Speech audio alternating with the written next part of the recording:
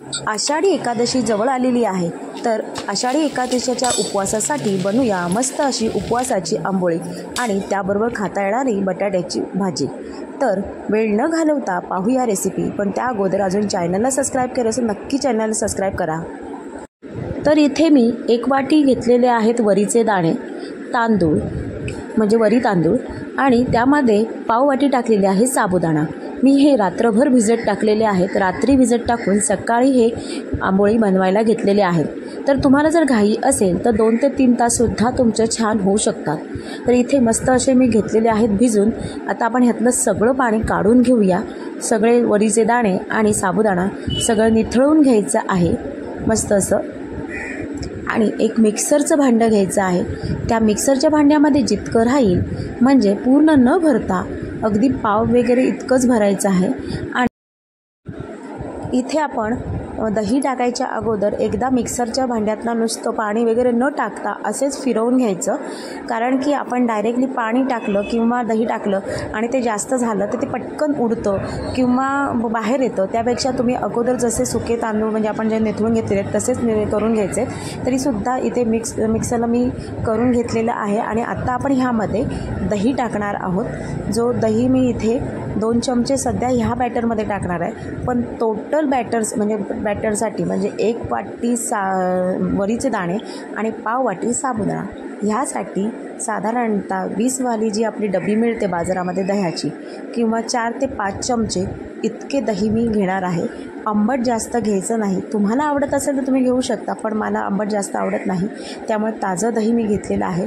आणि ह्यामध्ये फक्त 2 ते 3 चमचे पाण्याचे टाकायचे आहेत। तर आता आपण ह्याच्यामध्ये मिक्सरला हे मस्त असं फिरवून घेऊया। हे आत्ता जरी जाड झालं, मिक्सरला फिरवून घेताना बॅटर जरी जाड झालं तर तुम्ही ह्यापासून डोसा छान बनवू शकता, पण जाड झालं तर त्यामध्ये तुम्ही पाणी ॲडजस्ट करून तुम्ही उत्तप्पा किंवा हेच आपण जे आंबोळी बनवतो ते बनवू शकतो। इतकं जाड आपल्याला आंबोळीला लागत नाही, मग थोडं पाणी टाकायचं त्याच्यामध्ये।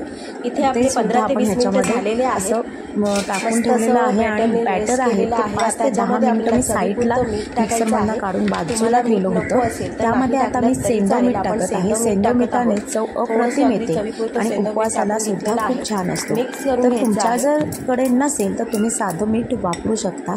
सेंधव मीठ म्हणजे काळं मीठ किंवा जे तुम्ही कुठलं गुलाबी कलरचं मीठ असतं ते सेंधव मीठ। तर आता आपण ह्यामध्ये मस्त असे आंबोळी बनवून घेऊया। पॅनला मी लावत आहे तूप, उपवासाला तेल चालत नाही, त्यामुळे इथे मी घेतलेलं आहे साजूक तूप थोडंसं। ते सगळीकडनं छान असं पसरवून घ्यायचं। जेव्हा आपण पहिलाच डोसा किंवा आंबोळी बनवतो तेव्हा ते व्यवस्थित होत नाही, किंवा काही वेळेला तूप जास्त लावावं लागतं।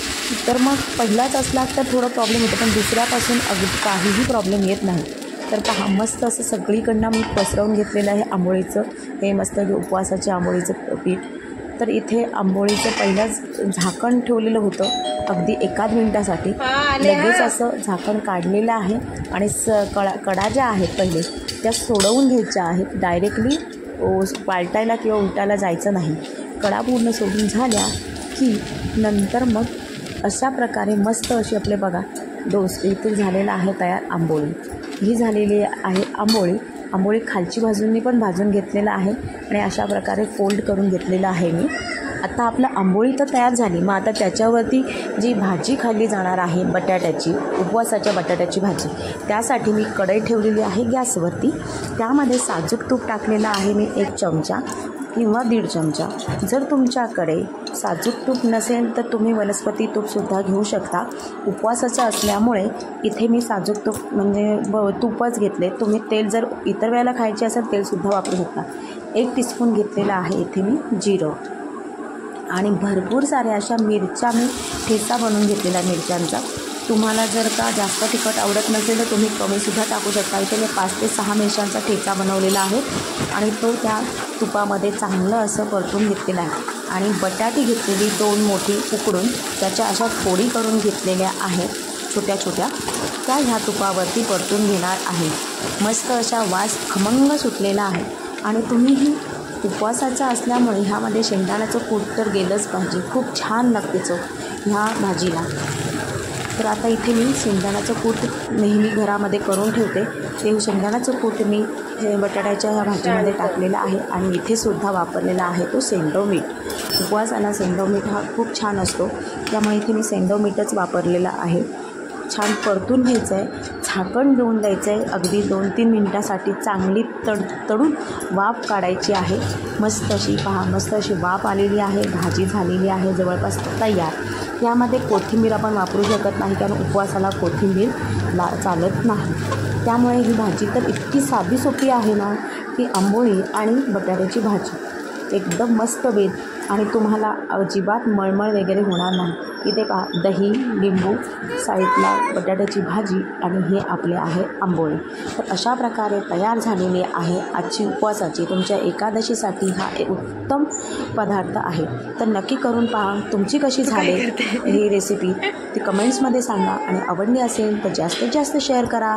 चॅनलला सबस्क्राईब केलं नसेल तर नक्की चॅनलला सबस्क्राईब करा आणि साईडला जी ब्लॅक कलरची बेल आयकॉन येते, जी घंटीसारखी येते, ती दाबायला विसरू नका. म्हणजे नवीन येणाऱ्या रेसिपीज आहेत त्याचे नोटिफिकेशन तुमच्यापर्यंत पोहोचेल.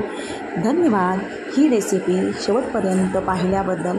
तर असेच मस्त खा आणि स्वस्त रहा.